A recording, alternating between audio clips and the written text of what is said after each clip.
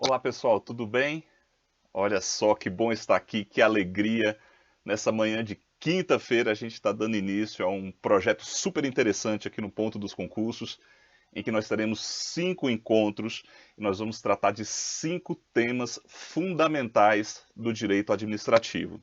Sou o professor Moisés Moreira e estarei com vocês nesse projeto, seguindo aula por aula, tendo um momento dinâmico em que a gente vai trazer novidades para vocês, discutir pontos importantes que podem ser cobrados nas provas de direito administrativo e tem por objetivo a gente passar esse período difícil que a gente está vivendo. A gente está em quarentena, a gente está vivendo um momento muito complicado no Brasil e no mundo todo, mas assim, na medida do possível, aquilo que eu puder contribuir para a concentração de vocês, para que a gente possa estudar com dedicação, eu vou fazer. E esse é o objetivo do projeto. Tá? Nós teremos esses 5 encontros, 5 temas fundamentais, e o encontro de hoje é o primeiro. Nós vamos começar a tratar de temas do direito administrativo, os temas iniciais. Especificamente hoje, eu vou cuidar dos poderes administrativos. Mas não tem como eu começar a falar dos poderes sem fazer uma contextualização para vocês sobre esse ramo do direito que a gente tanto gosta, estuda e que é bastante cobrado, não é verdade? A maioria dos concursos, a imensa maioria dos concursos que vocês têm a intenção de fazer, as provas que vocês fazem, os testes, os simulados, reparem, direito administrativo ao lado de constitucional e outras matérias, como por exemplo português, estão sempre presentes, são matérias essenciais, aquilo que a gente chama de matérias base da nossa formação, direito administrativo, direito constitucional. E nós estamos aqui com direito administrativo. E para contextualizar, já para a gente entrar em poderes administrativos e começar a falar sobre isso, eu quero dizer para vocês do que se trata esse ramo do direito que a gente estuda. O que é o direito administrativo, meus amigos? O direito administrativo, pegando aqui uma conceituação do professor Celso Antônio Bandeira de Mello, ele é um ramo do direito público que disciplina a função administrativa. Então a gente vai começar a estudar direito administrativo, a gente tem que ter em mente essa noção de função administrativa. Isso é essencial para compreender a matéria. E o que é a função administrativa? Que, segundo o professor, é o objeto do direito administrativo, é estudar a função administrativa, bem como os órgãos e as pessoas que a exercem. E o que é essa função administrativa? Qual dos poderes exerce essa função administrativa? É somente o poder executivo? Ou o poder legislativo e o judiciário também exercem a função administrativa? Existe uma definição simples que nos faz entender o que é função administrativa e que serve ao propósito inicial da gente compreender e começar a caminhar. Função administrativa significa aplicar a lei de ofício, fazer executar aquilo que está previsto na legislação. Isso, em algumas palavras ou em determinadas terminologias, pode ser traduzido como fazer acontecer as políticas públicas, as estratégias que são definidas pelo governo. Tudo isso, função administrativa, executar, aplicar a lei de ofício, fazer acontecer as políticas públicas, efetivá-las. Agora, detalhe, isso pode vir, geralmente vem e a gente não pode errar. Função administrativa, ela é exercida de modo principal, típico, primordial pelo poder executivo. Mas atenção, os poderes legislativo e judiciário também a exercem, só que de forma secundária ou atípica, entenderam, gente?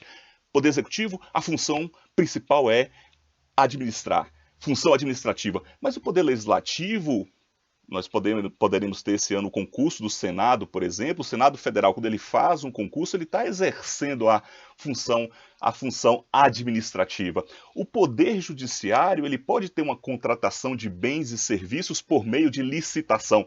Tudo isso é função administrativa. Só que, claro, no Poder Legislativo, a função típica principal é fazer as leis, também fiscalizar por meio do Tribunal de Contas, e o Poder Judiciário é julgar os conflitos de interesse, aplicando a lei no caso concreto com força de coisa julgada. Essas são as funções principais, mas de maneira não principal, de maneira atípica, eles também exercem a função administrativa. Fechamos então aqui o nosso solo para a gente poder erguer o nosso edifício. Fizemos aqui uma contextualização, um alinhamento, um assentamento. Pois é, então vamos prosseguir.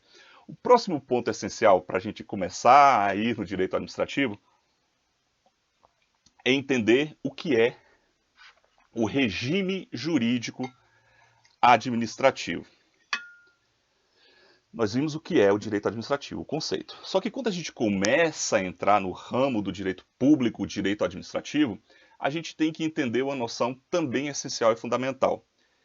Em que consiste o regime jurídico administrativo que se aplica e que está no âmbito dessa função administrativa, que é essencial e presente em todos os atos administrativos? O que é esse regime jurídico administrativo? Vamos lá? Regime jurídico administrativo é o conjunto de prerrogativas, privilégios, mas também de sujeições, restrições a que se submete a administração pública no exercício das suas atividades em prol do interesse público. É o conjunto de prerrogativas. A administração, para atuar, ela tem que ter algumas prerrogativas, alguns privilégios que a diferenciam e que são fundamentais para que ela atinja o interesse público. Mas atenção, a administração também, quando ela age, meus amigos, ela não está agindo com base numa coisa que lhe é própria dela mesma e que ela pode fazer o que lhe vier na cabeça, não. Ela está cuidando da coisa pública, ela está gerindo a coisa pública, ela está executando aquilo que foi previsto para o interesse público. Então ela tem o quê? Restrições, ela tem sujeições, ela tem limites. Então, quando a gente fala em regime jurídico administrativo, existem dois pilares que a gente tem que entender: a supremacia do interesse público sobre o particular, da qual vem especialmente esses poderes, privilégios, mas também nós temos a indisponibilidade desse interesse público. Não pode a administração fazer o que quiser, a hora e quando quiser, sem respeitar os limites previsto na lei, no direito, os princípios da proporcionalidade, razoabilidade, a juridicidade. Beleza? Conceito de direito administrativo. Regime jurídico administrativo. Nós temos dois pilares: a supremacia do interesse público sobre o privado, sobre o particular, e a indisponibilidade do interesse público. A partir daí, tudo que a gente estuda, os princípios que envolvem o direito administrativo, os poderes administrativos, as repercussões nos atos administrativos, nas licitações, no regime dos servidores públicos, tudo isso vai se irradiando. Então é importante a gente entender esse segundo solo, né? Feita a base, subimos mais um pouquinho. Atenção! Vocês sabem que nós temos os princípios que estão previstos na Constituição, são os princípios expressos, explícitos, estão lá no caput do artigo 37, existe aquela expressão famosíssima de amplo conhecimento que nos ajuda a memorizá-los e nós não podemos errá-los na prova. Eles compõem qual expressão? É o LIMP, princípio da legalidade. Legalidade, lembre-se sempre do que é cobrado na prova sobre isso, assim como pegadinha clássica. Legalidade para os particulares em geral tem uma acepção, para a administração pública tem outra. Para os particulares, eles podem fazer tudo aquilo que a lei não proíbe. A administração tem de fazer aquilo que a lei determina. Meus amigos, estou trazendo aqui as linhas gerais. É claro que quando a gente aprofunda no assunto e na nossa aula, no nosso curso de Direito Administrativo, a gente traz os detalhes, nós vamos detalhar o princípio da legalidade para entender em que consiste essa legalidade estrita e quais são os limites do princípio da legalidade. Princípio da impessoalidade. Meus amigos, a administração pública ela está cuidando da coisa pública, ela tem que agir de maneira pessoal, não pode ter tratamentos preconceituosos. As discriminações ou diferenciações, elas têm de se pautar na razoabilidade e na proporcionalidade. Eu também não posso ter, meus amigos, formas de promoção pessoal dos gestores públicos. Os gestores estão ali para atuar em nome da administração. Eu não posso ter promoção pessoal, beleza? Seguindo, nós temos o princípio da moralidade. A moralidade administrativa, cujo ferimento, cuja ofensa mais grave caracteriza improbidade administrativa, que a gente também estuda. O que significa moralidade? Não basta eu seguir a lei, eu também tenho que seguir os princípios de ética, probidade, boa-fé. Nós temos a publicidade, que é a regra. A exceção é a não publicidade, quando, por exemplo, envolver questões sensíveis ao interesse, à segurança nacional, mas a regra é a transparência. Por que a regra é a transparência? Isso possibilita o controle, acompanhamento pela população. E nós temos a eficiência, que as últimas questões, por exemplo, da banca CESP, tem adorado tratar do princípio da eficiência. Existe uma forma da gente gravar e não errar na prova. Eficiência estará presente, estará manifesta, será manifestada na questão e a gente vai acertar toda vez que vierem expressões do tipo melhor desempenho, melhor rendimento funcional, celeridade, economicidade. A ideia de eficiência está ligada à ideia de uma administração pública gerencial, em que os controles, eles não se concentram de forma forte nos procedimentos, mas eu controlo os resultados, eu coloco metas e objetivos, porque eu quero ter eficiência na minha atuação visando ao cliente cidadão, que é o objetivo da política pública, o interesse público, porque a coisa pública é gerida para o bem-estar coletivo. A eficiência faz com que a administração deixe de ser um fim em si mesma e vise a consecução do interesse público entendido como interesse coletivo. São os princípios constitucionais, a gente os detalha. Eles advêm do regime jurídico administrativo, entenderam? Nós temos os princípios também que estão esparsos na lei do processo administrativo ou que são implícitos e que também são importantes e a gente estuda. Dentre eles, convém citar o princípio da proporcionalidade e razoabilidade. São princípios muito importantes, utilizados inclusive, meus amigos, para fazer a ponderação quando há uma incidência de mais de um princípio no mesmo caso. E aqui um detalhe, né? A gente também estuda isso, né? A diferença entre princípios e regras. Olha, não há dúvida, a doutrina apregoa, a doutrina nos ensina que tanto princípio como regra são espécies de norma, tem força normativa. Quando há um conflito entre regras, você resolve com base em determinados critérios. Também estou falando de forma geral, existem exceções e detalhamentos. Quais são os critérios que a gente resolve o conflito entre regras? A gente vai observar a hierarquia. O que está no topo da pirâmide? A Constituição. E a gente vai observar, né? Constituição, nós vamos ter as leis ordinárias, leis complementares, tudo isso no mesmo topo, tá? No mesmo extrato. Lei complementar e lei ordinária têm a mesma hierarquia. Depois nós temos os decretos, chegando até os atos individuais. Então a hierarquia é uma forma de a gente verificar qual é a regra válida. Nós também podemos observar critérios de vigência e especificidade. Mas atenção, quando a gente está diante de um conflito de princípios, e os princípios, ao contrário das regras, eles são dotados de um maior grau de abstração e generalidade, então eles precisam da intermediação concretizadora para aplicar. Eu, diante de um conflito de princípio, não afasto absolutamente um para incidir o outro. Eu faço uma gradação entre eles, meus amigos. Eu faço uma ponderação. E o princípio da razoabilidade, que ele é até chamado por um autor importante como um postulado específico, uma espécie de critério para ajudar nesses conflitos, a razoabilidade e a proporcionalidade ajudam você a afastar um pouco da incidência de um princípio para poder ter a incidência de outro naquele caso. Então, sempre no caso concreto, o conflito entre os princípios será resolvido, tudo bem? Então, proporcionalidade e razoabilidade é isso. E, de forma geral, são tratados como sinônimos. E significam o quê? Adequabilidade entre o meio empregado e o fim visado. Exigibilidade. Não pode existir um meio menos gravoso de se alcançar aquele objetivo, tem que ser na exata medida. E eu também tenho a proporcionalidade stricto sensu. Aquela intensidade tem que ser a necessária para poder alcançar aquele objetivo. Eu não posso extrapolar. Para uma infração leve, eu não posso ter uma pena por demais pesada. Proporcionalidade, razoabilidade, tudo bem? Temos tantos outros. Autotutela. A administração pública, ela pode revisar os seus próprios atos. E olha a expressão que eu vou usar: anular os ilegais e revogar os inconvenientes e os inoportunos. A autotutela quem faz é a própria administração no exercício da sua função administrativa, na prática dos seus atos.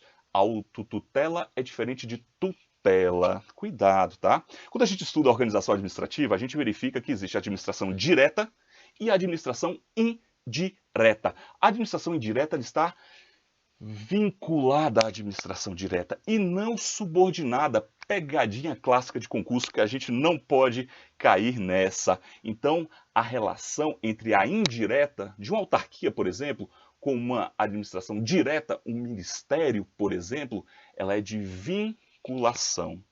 Ela é de tutela, supervisão, não é de subordinação.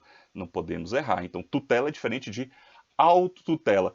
Temos o princípio da segurança jurídica, para fechar essa parte, que é outro princípio que tenho visto muito vir em provas. O que significa segurança jurídica, meus amigos?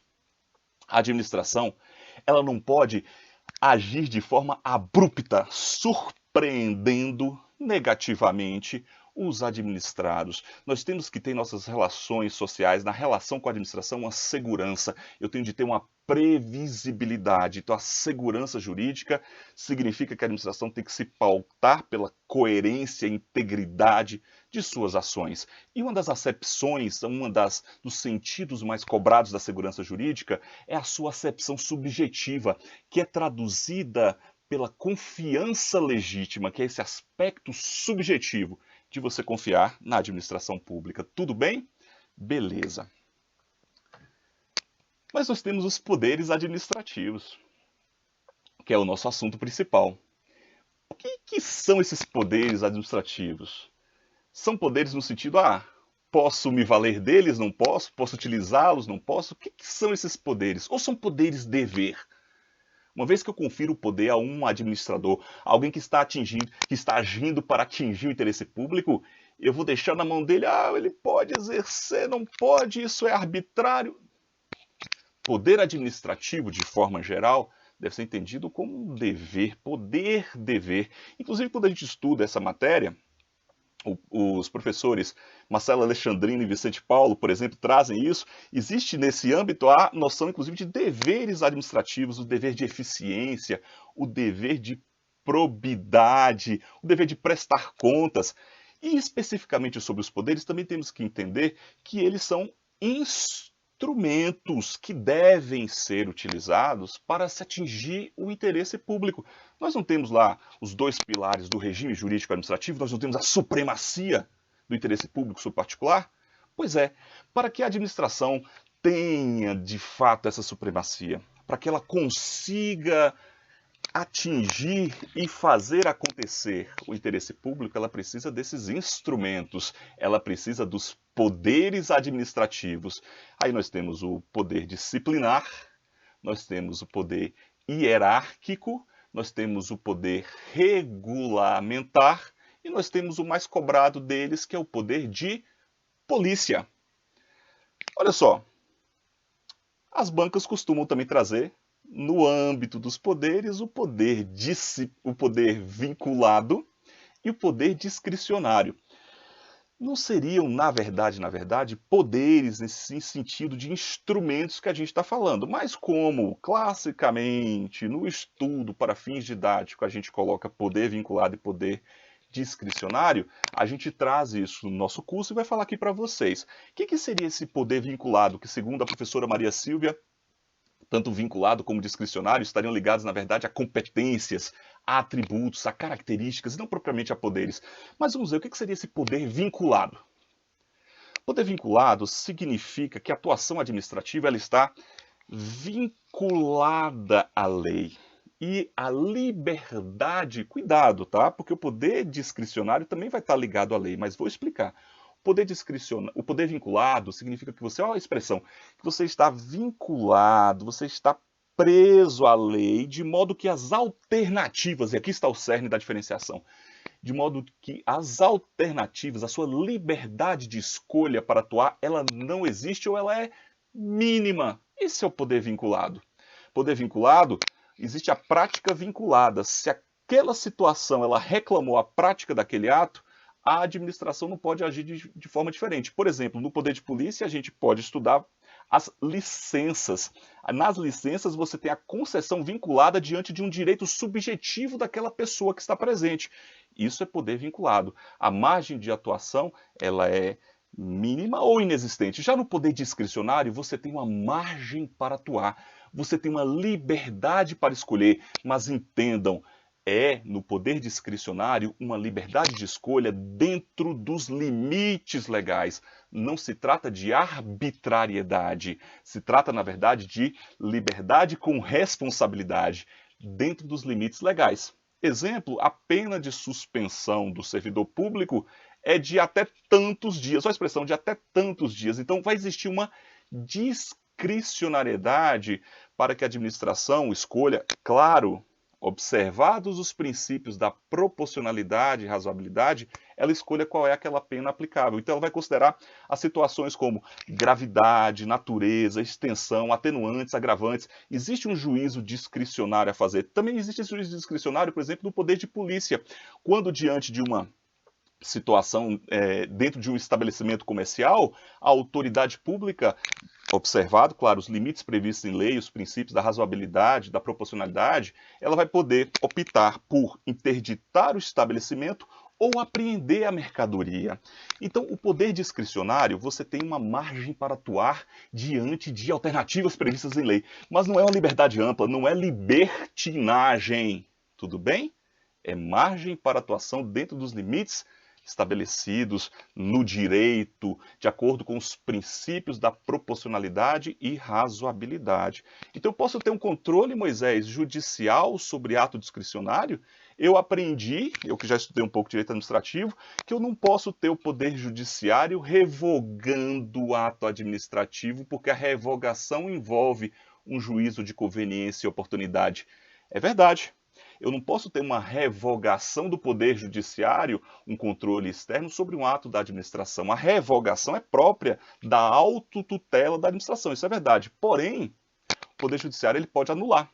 Ele pode anular tanto os atos que sejam ilegais, no sentido de ferir exatamente a lei, quanto no sentido de atos que sejam contrários ao direito, tendo em vista o princípio da juridicidade.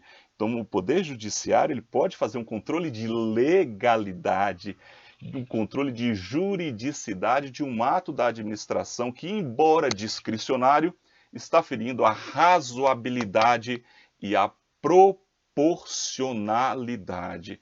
Exemplo, eu posso ter, por exemplo, um caso em que um estabelecimento comercial tenha um produto vencido, só um item vencido, e a autoridade vai e fecha todo o estabelecimento. Isso cabe controle judicial. Isso seria razoável e proporcional? Ou proporcional e razoável seria você apreender aquela mercadoria, fazer uma notificação e uma multa? Tudo bem? É nesse sentido. Caminhando um pouquinho, vamos lá? Beleza. Para não ficar aqui só na tela, aqui só comigo aparecendo para vocês e tal, eu sei que a gente está aprendendo, que está conseguindo avançar, mas vem para cá que eu também preparei uns slides, só para a gente passando, para a gente chegar no outro poder administrativo. Só para vocês verem, a gente pode disponibilizar o slide e tem umas questões ao final, eu combino com o Ícaro aí para fazer para vocês. Mas aqui é só um guiazinho da nossa aula, para vocês irem seguindo, tá? Então, a gente começou lá no conceito de direito administrativo do professor Celso Antônio. É o conceito que eu acho mais apropriado para a gente entender as noções iniciais, regime jurídico administrativo, os poderes, aqui o vinculado, o discricionário, e a gente começa agora tratando do poder hierárquico. E aqui é importante, tá? Vem cá. A gente já volta para a tela aqui. Vem para cá, câmera. Poder hierárquico. Vamos começar dele, então, para seguir o nosso roteiro aqui. Ótimo. Gente, poder hierárquico não é difícil compreender. A gente tem uma noção de hierarquia, né? Hierarquia, a gente tem noção de estratos de subordinação, níveis hierárquicos. Não é difícil, né? A noção de hierarquia é a que está relacionada ao poder hierárquico. Especificamente na administração, nós vamos olhar a hierarquia como esse escalonamento, essa estruturação, essa organização em que você tem relações hierárquicas entre os agentes públicos. Tudo bem? Beleza. Quanto ao cerne, a essência do poder hierárquico, a gente tem que entender que ele consiste no poder de fiscalizar, dar ordens, coordenar os atos que são praticados pelos subordinados. Então, o poder hierárquico é isso. É o direcionamento, é estipulação de limites. E existem duas expressões que a gente estuda, dois termos, dois institutos jurídicos que a gente estuda lá na Lei 9784, de 99, a Lei do Processo Administrativo, que a gente aqui no Poder Hierárquico eu posso trazer para vocês para a gente enriquecer a aula. Nós estudamos lá a delegação e a avocação. Para que haja delegação, não é preciso hierarquia, mas para que haja avocação, e o que é avocação, Moisés?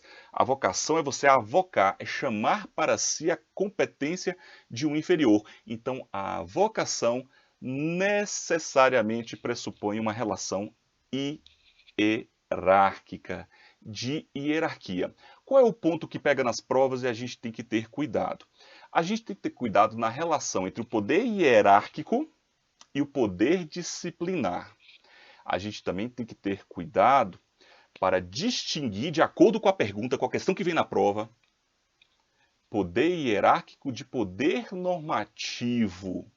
Cuidado, porque o ato de uma determinada autoridade que esteja tratando disso que eu falei, que é o cerne, a essência do poder hierárquico, vai ter relação com o poder hierárquico. O poder normativo, já já a gente estuda, porque a gente estuda o poder regulamentar aqui no nosso assunto de poderes administrativos especificamente. E o poder disciplinar, já já a gente estuda, porque a gente vai ver que é o poder de apurar e aplicar, apurar os ilícitos funcionais e aplicar as devidas sanções. Mas vamos cá, para a gente finalizar poder hierárquico. A regra é que ele consiste no poder do superior de coordenar, dar ordens, fiscalizar, e do inferior, o superior, inferior aqui, entre aspas, dentro de uma estrutura hierárquica da administração pública, né, pessoal? Não preciso nem dizer. Mas eu pergunto para vocês, eu tenho, poder de dar ordens, fiscalizar, aqui dever, obrigação do outro de cumprir. Mas eu pergunto a vocês, e se for uma ordem manifestamente ilegal? O subordinado é obrigado a cumpri-la? Não. Aqui nós temos uma mitigação. Aqui nós temos uma exceção. Se nós estamos diante de uma ordem manifestamente ilegal, na verdade não existe a obrigação de se atender, de se acatar essa ordem. Pelo contrário, deve-se fazer uma representação. Isso está previsto de forma expressa na Lei 812 de 90. Então vamos seguir. Vem para cá. Seguindo então, meus amigos. Poder disciplinar. Aqui é importante, tá? Aqui nós temos características importantes. Tem questão do CESP recente sobre isso, se ele é discricionário, se ele é vinculado. Repare que vinculado discricionário se refere mais a características mesmo dos poderes, né? Mas tudo bem, a gente estuda. O que é o poder disciplinar? Para a gente gravar, para a gente aprender. O poder disciplinar é o poder-dever, tudo bem? De apurar os ilícitos funcionais. Olha o que eu falei, poder-dever de apurar os ilícitos funcionais. É também o poder-dever ou dever de aplicar as devidas sanções caso fique comprovada a responsabilidade daquele servidor público ou de algum particular que tenha vínculo específico com a administração pública. Poder-dever de apurar ilícitos e aplicar as devidas sanções. Se a administração pública ela está diante de um ilícito, ela não pode fechar os olhos e falar, não, esse Moisés que cometeu esse ilícito aí, ele é meu amigo, então vou passar a mão na cabeça e não vou instaurar aqui uma sindicância, um processo administrativo disciplinar. Não posso fazer isso. Poder, dever de apurar. Tem que observar o contraditório e a ampla defesa, por óbvio. E eu também tenho que aplicar a sanção se ficar comprovada a responsabilização, por óbvio. O que é que cai no concurso? Poder disciplinar se restringe somente aos servidores públicos. Não. Poder disciplinar também vai ser aplicado, vai estar presente, meus amigos, naquelas situações em que os particulares têm um vínculo específico com a administração pública, vínculo específico com a administração pública, tal qual se dá em contrato contratos administrativos. Então, se o particular descumpre uma regra do contrato e incide uma punição, também é manifestação do poder disciplinar. Então, ele é específico em relação aos servidores e aos particulares com vínculo específico. Nesse ponto, ele se diferencia, por exemplo, do poder de polícia, que já a gente estuda, em que você vai ter a sujeição geral, poder de polícia geral. Tudo bem? Primeira diferenciação e pode ser cobrado. E indo, esgotando, para ficar legal, para não errar a questão da prova. Tá, mas e poder disciplinar? Ele é vinculado ou discricionário? Já vimos, ele é vinculado. Ele tem, tá, só para fechar esse ponto, ele tem algum grau de discricionariedade na gradação da penalidade. Olha só, isso foi cobrado na questão do CESP muito polêmico. Perguntou na prova, vinculado ou discricionário? Vinculado, mas ele tem uma dupla face. Aí você vai ter que observar a forma como a banca elaborou a questão. Ele vai ter uma face que não é a face principal, porque ele é vinculado no dever de apurar. Ele vai ter uma face que é uma face discricionária, que é quando da punição, que se tiver a responsabilização, ele também é vinculado, ele é obrigado a punir. Só que quando ele vai fixar a pena, aqui, gente, quando ele vai fixar a pena, punição, aí sim ele tem, o administrador público, aquele que vai fixar, ele tem a possibilidade de fazer um juízo discricionário, claro, baseado na proporcionalidade, na razoabilidade, para poder aplicar aquela sanção. Suspensão de até 90 dias. Então eu vou observar 30, 60, 70, eu vou observar uma gradação. A Lei 812, por exemplo, de 90, que trata do regime jurídico da nossa administração pública, da administração indireta, dos civis, servidores públicos civis, ela prevê que quando da análise daquela falta funcional sejam considerados os agravantes, as atenuantes, a gravidade, a natureza da infração. Então isso envolve sim um juízo discricionário. Então muito cuidado na pergunta da prova. Segunda diferenciação, cuidado da relação do poder disciplinar com o poder hierárquico. O dever de punir, a aplicação, ele decorre imediatamente do poder disciplinar. É poder disciplinar. No entanto, meus amigos, olhando as relações de escalonamento da administração pública, ele, ó a expressão, imediatamente decorre do poder hierárquico, ou seja, de forma indireta ele decorre do poder hierárquico. Então, para a gente diferenciar, o poder de punir, de aplicar sanções, apurar, que é poder-dever, ele decorre imediatamente do poder disciplinar. Mas, imediatamente, considerando essas relações hierárquicas que existem na administração pública, do poder hierárquico. Então, tem essa relação com o poder hierárquico que ela é secundária. Então, cuidado na prova, tá? Eu trouxe uma questão sobre isso ao final para a gente poder discutir. Maravilha? Tranquilo. Então, venham cá aqui no nosso slide aqui. Então, aqui, ó, poder disciplinar trouxe para vocês. A primeira diferenciação que é cobrado do poder hierárquico. A punição decorre diretamente do poder disciplinar, ok? Possui essa dupla face. Tem uma expressãozinha que a gente traz no nosso curso para a gente observar como é feita essa gradação da punição. É a granada elevada a 3, em que, quando da aplicação da penalidade, deve ser considerado, tá? Isso aqui foi considerado, isso deve ser aplicado, né, no caso concreto, deve ser observado, deve ser vista a gravidade, a natureza, os danos, agravantes, atenuantes e os antecedentes daquele servidor. Tudo bem? Seguindo. Poder regulamentar. Poder regulamentar também é importante, e aqui nós temos um assunto também que é cobrado em prova. Poder regulamentar. Poder regulamentar, primeira observação. Cuidado com as questões de concurso, falando poder regulamentar, poder normativo. Observe sempre como isso é trazido na prova. Porque assim, gente, direito administrativo é muito interessante. Você tem grandes doutrinadores, pessoas que, por merecimento, estudo, fizeram fama e dão as suas definições sobre os institutos jurídicos de direito administrativo, com base em lições de autores estrangeiros, com base na própria experiência. Então a gente tem autores importantíssimos. Você tem Celso Antônio Bandeira de Mello, você tem a professora Maria Silvia, você tem José dos Santos Carvalho Filho, você tem os professores Vicente Paulo e Marcelo Alexandrino. Mas a gente tem que ter cuidado, porque às vezes existem divergências entre esses autores que se tornaram doutrinadores famosos e que realmente aquilo que eles dizem influenciam no compreender da matéria. Então, cuidado. Quando a gente está tratando do poder regulamentar, a gente é o que eu considero mais adequado para a gente levar para o concurso, porque o nosso objetivo aqui não é fazer doutrina de direito administrativo, é a gente entender aquilo que é mais cobrado, qual é a pegada do CESP, por exemplo, o CESP gosta muito da Maria Silvia, então a gente vai trazendo os conceitos, aquilo que ela defende, alguns pontos. Tem um ponto que, na minha visão, e aí eu tenho prova de que o CESP não adota aquilo que ela prevê, que ela lá nos atos, a gente estuda atos administrativos, os atos complexos, Maria Silvia tem um posicionamento que não é adotado, quanto à nomeação de ministros do STF, por exemplo. Tá? Ela fala que isso não seria um ato complexo, seria composto. No entanto, a maioria da doutrina e as questões de concurso fala que é ato complexo, sim.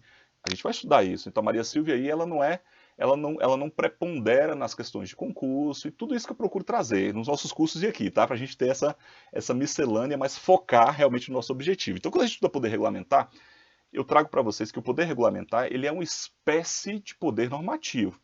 O poder normativo é mais amplo, ele tem uma irradiação maior. O poder regulamentar, ele é uma espécie. Em que consiste o poder regulamentar? Ele, em geral, é o poder de detalhar, de emitir decretos executivos para fiel cumprimento da lei. O objetivo do poder regulamentar é justamente regulamentar aquilo que está na lei. Percebam, nós temos a Constituição no topo da pirâmide como norma mais elevada. As normas são mais abertas, nós temos muitos princípios mais genéricos, aí depois eu tenho a lei. A lei já detalha e regulamenta alguns preceitos constitucionais, já dão detalhamentos, mas ainda a lei carece de concretização em alguns pontos. Aí vem os decretos para tratar dos aspectos mais práticos, mais próximos. A gente chega inclusive às instruções normativas e aí a gente vai descendo naquela pirâmide que a gente estuda tudo bem lá em direito constitucional. Então, poder regulamentar consiste na edição de decretos para fiel execução e detalhamento da lei. Portanto, o decreto vindo do poder regulamentar, ele é um ato normativo secundário, ele não é primário. O que é um ato primário, Moisés? É aquele que tem a sua força normativa, que bebe diretamente da Constituição. O decreto, como regra geral, já eu falo a exceção, ele não bebe, não traz a sua força normativa. A fonte normativa dele direta não é a Constituição. O decreto vem da lei. Inclusive, o decreto, em geral, se ele contraria a lei, ele não é considerado inconstitucional. Ele não está sujeito a um controle de constitucionalidade ou inconstitucionalidade. Ele é ilegal, porque ele contrariou a lei e ele não pode contrariar a lei. Dizendo de outras palavras que o concurso pode trazer, decreto não pode inovar, não pode criar direitos ou obrigações. Cuidado que há exceções. Dentre as exceções, a mais cobrada é o nosso famoso decreto autônomo, que foi inserido em nosso ordenamento jurídico por meio da emenda constitucional 32 de 2001. E em que consiste esse decreto autônomo? Ele está previsto no artigo 84, inciso 4 da Constituição. E o decreto autônomo, ele tem a sua força normativa, ele bebe diretamente da Constituição. Então, o decreto autônomo, grave isso para a prova, ele pode inovar. Portanto, ele pode estar sujeito a um controle de constitucionalidade. Vamos lá? Em que consiste o decreto autônomo? O decreto autônomo, ele é autorizado somente em duas situações. De acordo com o artigo 84, inciso 4 da Constituição. Perdão, artigo 84, inciso 6. O inciso 4 trata do decreto executivo. Então, de acordo com o artigo 84, inciso 6 da Constituição, é o decreto autônomo. Em que situações o decreto autônomo está autorizado? Somente para tratar da organização e do funcionamento da administração pública, desde que isso não implique em aumento de gastos e nem criação ou extinção de órgãos públicos. Repetindo, primeira situação em que é admitido um decreto autônomo, é aquele que bebe diretamente na Constituição e que pode inovar. Ele é admitido para tratar da organização e funcionamento da administração pública, desde que não implique em aumento de gastos, nem criação e extinção de órgãos públicos. Primeira situação. Segunda situação que eu posso ter um decreto autônomo, criação e extinção de cargos ou funções públicas quando vagos. Artigo 84, 6 da Constituição. Então, é uma exceção. Já o decreto que eu falei, o regulamentar, o decreto executivo, ele tão somente visa a tratar daquilo que está na lei, a regulamentar. Então, o decreto, o poder regulamentar, é espécie do poder normativo. Então, vem para cá, vamos acompanhar aqui as situações comigo. Regulamentar, espécie do poder normativo, função de detalhar as leis, não pode inovar, salvo autônomo. Do poder normativo decorrem duas espécies, o poder regulamentar, nós temos esse ato do chefe do executivo, decreto executivo, que a gente viu que é esse específico de editar decretos para fiel execução da lei, que é o 4.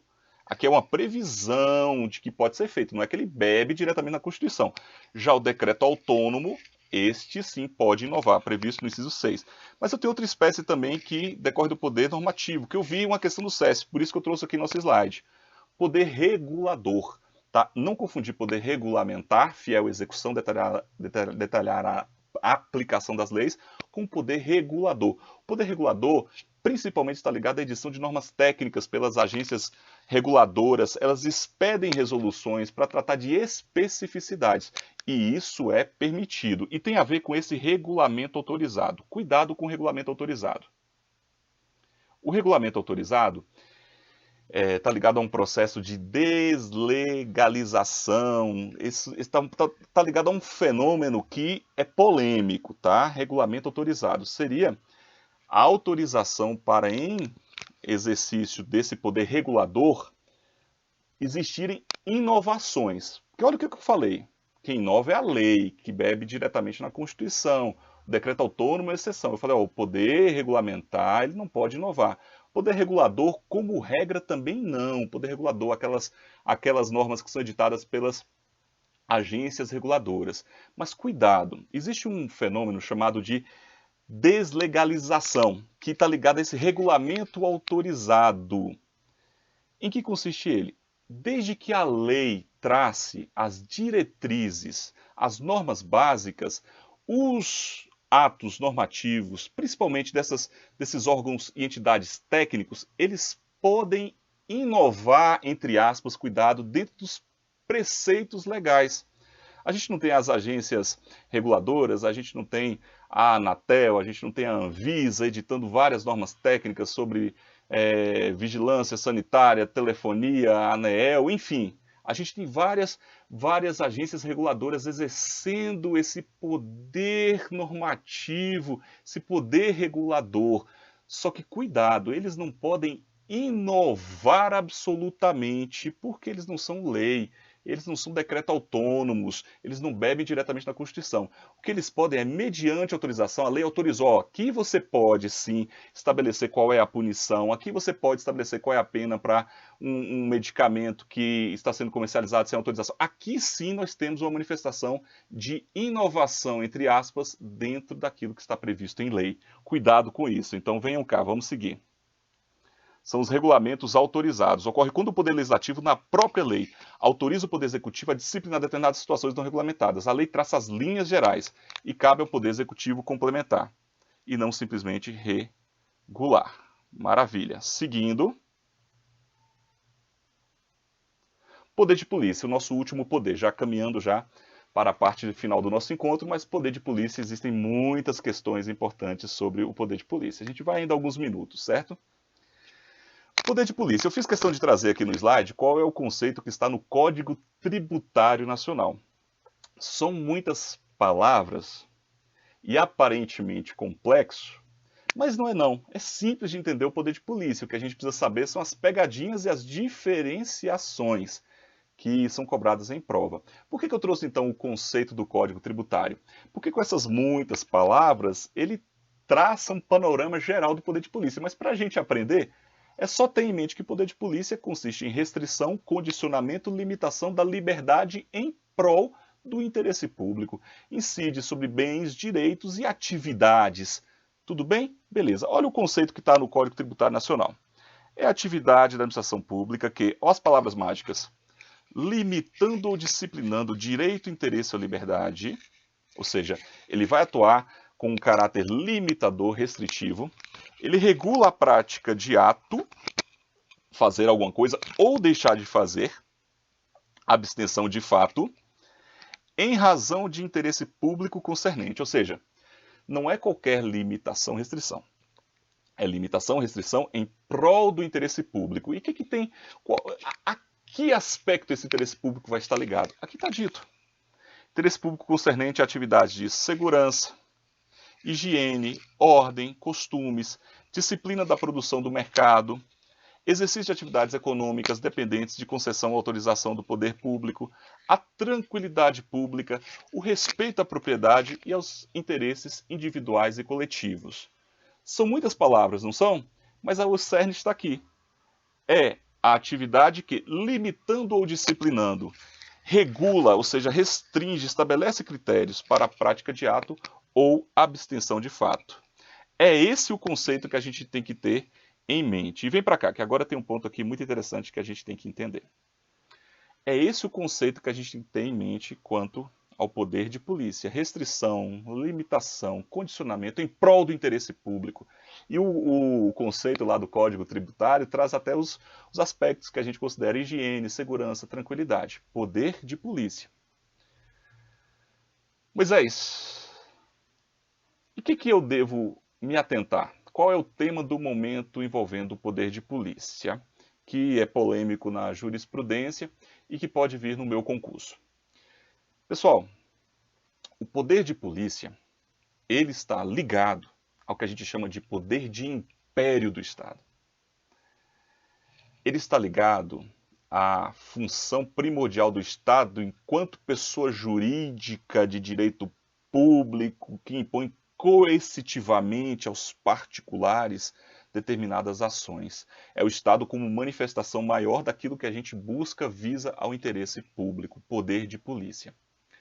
O poder de polícia, ele, portanto, regra geral, doutrina clássica, ele somente pode ser exercido por pessoas jurídicas de direito público. A administração direta, um ministério, um órgão criado por esse ministério, ou a administração indireta, mas dentro da administração indireta, somente as autarquias ou fundações públicas com personalidade jurídica de direito público. É a doutrina tradicional. No entanto, nós temos uma doutrina intermediária e outra mais restritiva que vai dizer o seguinte: se você olhar o poder de polícia, você pode visualizar nele algumas fases ou ciclos, e aí você pode decompô-los, separá-los, e algumas fases ou ciclos não podem de maneira nenhuma realmente serem exercidas por uma pessoa jurídica de direito privado. Agora, cuidado, existem outras fases ou ciclos que pode.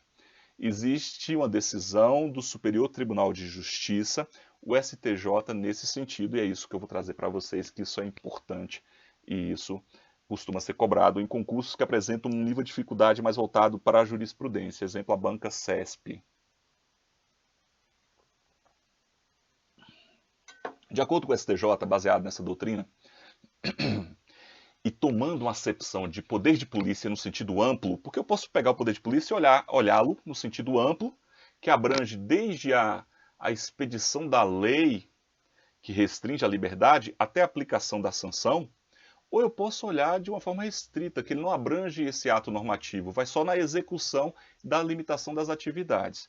Olhando por uma acepção ampla, que é defendida pela professora Maria Silvia, essa acepção ampla, diz o STJ, a doutrina nesse sentido, você pode observar 4 fases do poder de polícia, ou ciclos.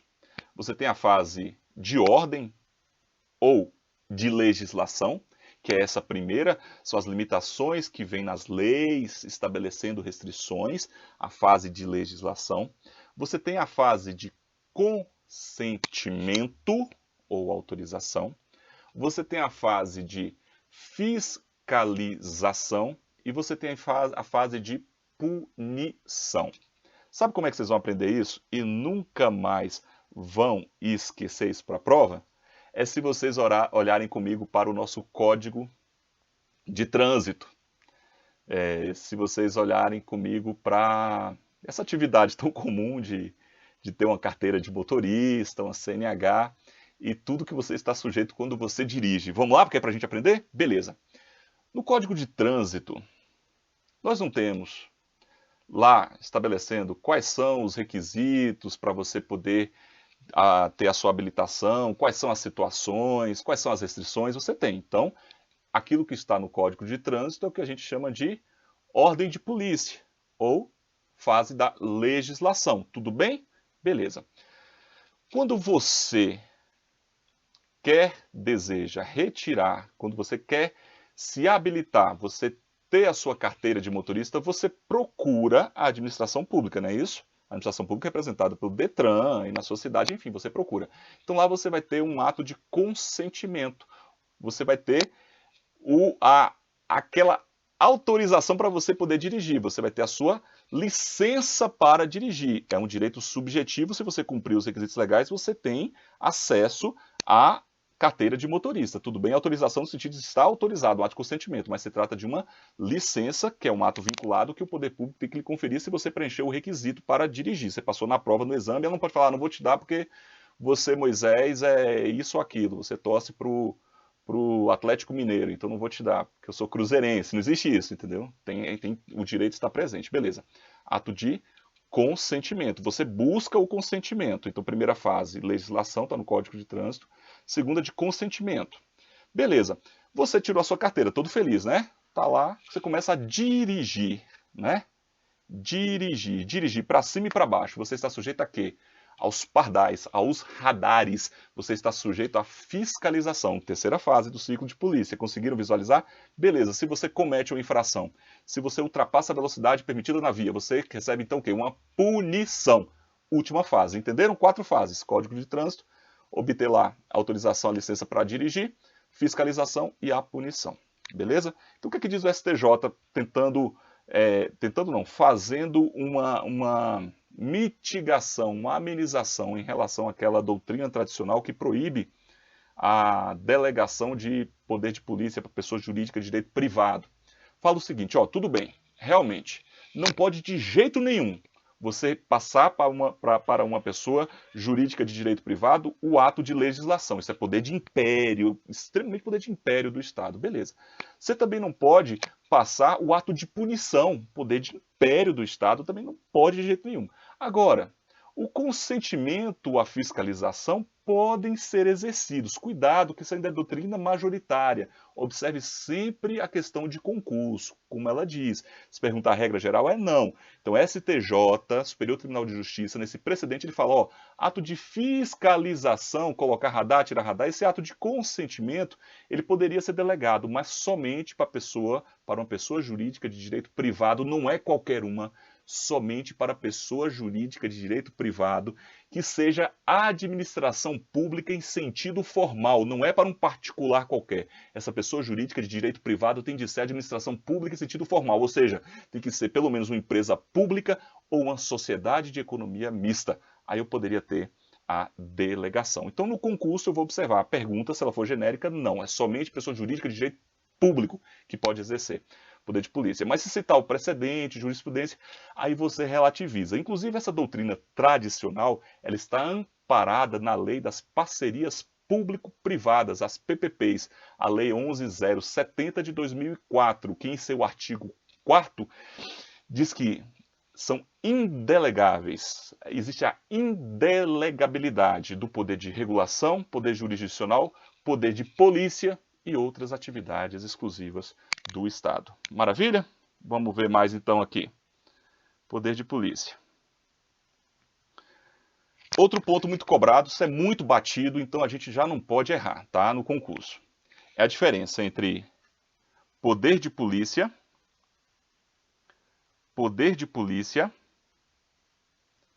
que é chamado de polícia administrativa, e polícia judiciária, tá? A principal distinção está aqui em negrito, que vocês levam para a prova, que é o que é mais batido. Poder de polícia ou polícia administrativa incide sobre bens, direitos, liberdades, atividades, bens, direitos, atividades.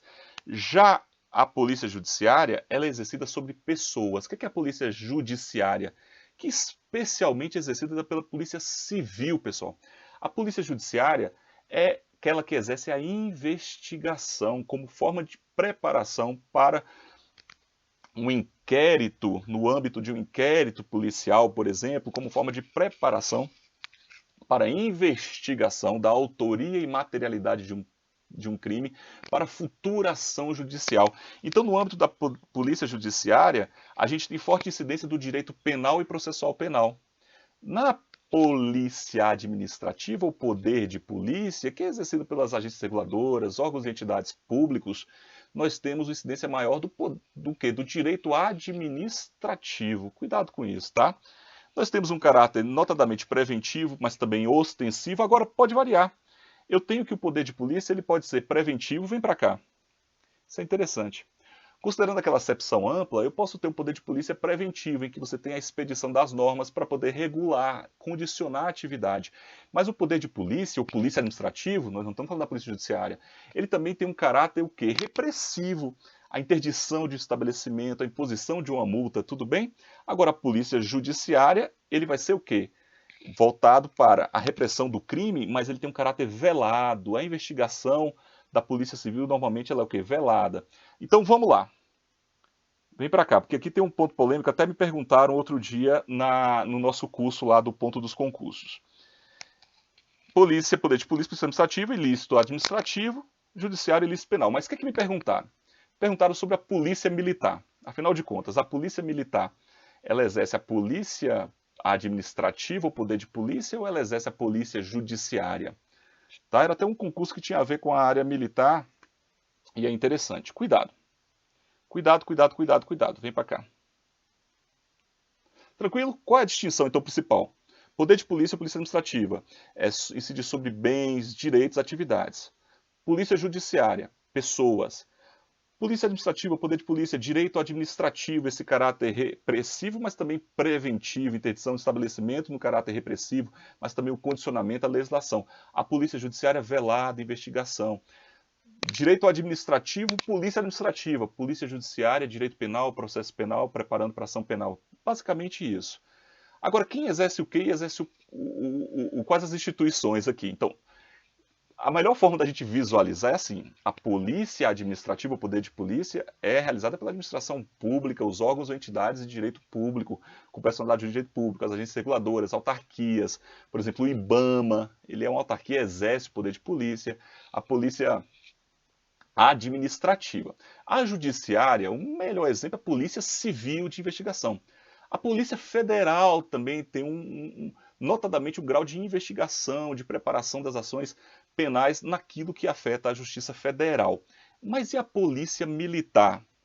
Para a prova, a Polícia Militar pode exercer tanto a Polícia Administrativa quanto a Polícia Judiciária. Em geral, ela exerce essa polícia administrativa, ostensiva. O militar não é fardado, não atua nas ruas, analisando, verificando se há o descumprimento de uma lei, de um ato. A polícia militar, portanto, na maioria das vezes, ela exerce essa função de polícia administrativa, o poder de polícia. Agora, cuidado. No âmbito da polícia militar, existem atividades de investigação veladas, tá? A polícia militar também faz investigações. Existe uma força especial que as realiza. E essa polícia militar velada no âmbito da investigação, ela é considerada também poder de polícia judiciário. Tudo bem? Então a polícia militar está nos dois, na polícia administrativa e na judiciária, só que mais na administrativa. Maravilha, espero que tenham entendido. Segue, segue, segue, segue, segue. Aqui é só um mapa mental que a gente traz no nosso curso sobre as características, as fases, poder de polícia, polícia administrativa, a diferenciação e os atributos do poder de polícia para a gente encerrar essa fase. Os atributos do poder de polícia. O que é que nós temos? O que são atributos? Atributos são características, apanágios. O poder de polícia tem alguns atributos clássicos. A coercibilidade, que está presente na maioria dos atos, não em todos, que é o poder de impor unilateralmente aquela obrigação. O poder de polícia também tem a autoexecutoriedade. A gente estuda lá nos atos administrativos esse atributo de forma bem detalhada, mas basicamente aqui para a gente entender. O que significa autoexecutoriedade? Significa o poder de impor restrições independentemente de autorização judiciária. A administração pública pode ir lá e ela mesma demolir um prédio que está ameaçado de desabamento, sem recorrer antes ao judiciário. É a autoexecutoriedade. Cuidado que tem uma exceção, que é sempre trazida. No caso das multas contestadas. A aplicação de uma multa, por exemplo, decorrente de trânsito, infração, ela vem do poder de polícia, ela é autoexecutória. Para poder multar, inclusive o guarda municipal pode aplicar multa de trânsito. Para multar, exercício de poder de polícia não precisa recorrer ao poder judiciário. No entanto, se o particular contesta, aí a cobrança dessa multa tem que ser no poder judiciário. E nós temos também a discricionariedade presente em alguns atos, que é nessa possibilidade de você optar entre determinada sanção, lembre-se sempre que é discricionariedade dentro dos limites previstos na lei. Maravilha, pessoal, seguindo. Abuso de poder. Finalizando o poder, a gente sempre estuda abuso de poder. O abuso de poder, ele tem duas espécies e são cobradas em prova. A primeira é o excesso de poder e a segunda é o desvio de finalidade. O excesso de poder. O agente atua além da sua competência, ele abusa do seu poder porque está atuando além da sua competência, pratica um ato para o qual ele não era competente. Tá? Aí nós temos um excesso de poder, assim que a gente grava. Desvio de finalidade. Embora competente, o agente era competente para aquele ato, existia a competência, ele não visa, ele é competente, mas quando ele age, ele se desvia da finalidade específica e imediata prevista. Esse ato é para isso, ele desvia disso. Ou então ele desvia da finalidade imediata, que é o interesse público. Apesar de estar agindo nos limites da sua competência, aparentemente observando uma regra legal, ele está tomando aquela decisão desviando-se do interesse público. Então são duas espécies de abuso de poder, o excesso de poder ou o desvio de poder ou finalidade, tá? Que eles vão conduzir à anulação do ato. Se eu tenho excesso de poder, em algumas situações eu posso ter até a convalidação pela própria autoridade competente, porque é um vício de competência. Nos atos administrativos a gente estuda quais são os vícios que são passíveis de convalidação. No caso, competência e forma, desde que não seja competência exclusiva ou em razão da matéria, e forma, desde que não seja forma essencial. Poderia ter. Agora, quando tem desvio de finalidade, meus amigos, é anulação obrigatória, porque a finalidade está prevista em lei. E se é o interesse público, aí é que não tem jeito mesmo. Beleza? Vamos lá? Questão aqui para vocês, preparado com carinho, 2019, CESP. Poder de polícia. Primeiro assertivo aqui, vamos lá. O exercício, vamos botar na tela, fica melhor, né? Para vocês, aí. Letra A. O exercício do poder de polícia é restrito a órgãos de segurança pública discriminados na Constituição Federal? Não. O órgão de segurança pode até realizar, mas nós temos vários outros órgãos também realizando o poder de polícia. O poder de polícia é condicionado à autorização judicial prévia em qualquer hipótese? Não, meus amigos, não é. Nós vimos que um atributo é a autoexecutoriedade. Agora, cuidado com pegadinha de concurso. Apesar de ser existir a autoexecutoriedade, se a administração pública se entender necessário, ela pode ingressar em juízo, tudo bem? A questão é não ter a obrigatoriedade. Maravilha. Maravilha. Ele é insuscetível de controle judicial administrativo. Jamais, né, gente? O controle, a inafastabilidade do controle judicial, tá? Tá errada a letra C. Letra D. É limitada à prática de atos concretos, não podendo ser por meio de atos normativos. Olha que interessante. Aqui você vê que o CESP adota a acepção ampla que eu te falei. Falei para vocês que a gente consegue visualizar as fases ou ciclos. Então não está limitado a ato concreto, não. Ato normativo também pode ter poder de polícia. Maravilha? E letra E. É cabível tanto por meio de determinações de ordem pública, que consiste essa fase de legislação mesmo que a gente estudou, quanto por consentimento de pedidos feitos à administração. Maravilha? Maravilha. Letra E, portanto, é correta. Então você vê que o CESP, questão de 2019, ele adota, ou adotou nessa questão, porque se ele citar outra acepção, ele vai ter que ser expresso. Então ele adota essa acepção ampla do poder de polícia. Próxima questão. Outra, 2020, para a gente. Cada um dos itens a seguir apresenta uma situação hipotética seguida de uma assertiva a ser julgada acerca dos poderes administrativos. O Corpo de Bombeiros de determinada cidade, vamos colocar aqui, fica melhor. O Corpo de Bombeiros de determinada cidade, em busca da garantia de máximo benefício à coletividade, interditou uma escola privada por falta de condições adequadas para evacuação em caso de incêndio. Poder de polícia clássico aqui, hein, gente? Nesse caso, a atuação do Corpo de Bombeiros decorre imediatamente do poder disciplinar, ainda que o proprietário da escola tenha direito ao prédio e a exercer o seu trabalho? Não, né? Bombeiro, corpo de bombeiro, exercício, interdição, isso é poder de polícia, não é poder disciplinar coisíssima nenhuma. Questão errada. Próxima. Vamos lá, essa é boa, essa é boa, essa é boa. Essa aqui eu trouxe, eu escolhi a dedo pra gente, ó. 2020, CESP, técnico ministerial. Cada um dos itens a seguir representa a situação, papapá. Um tenente da Marinha do Brasil determinou que um grupo de soldados realizasse a limpeza de um navio. Beleza?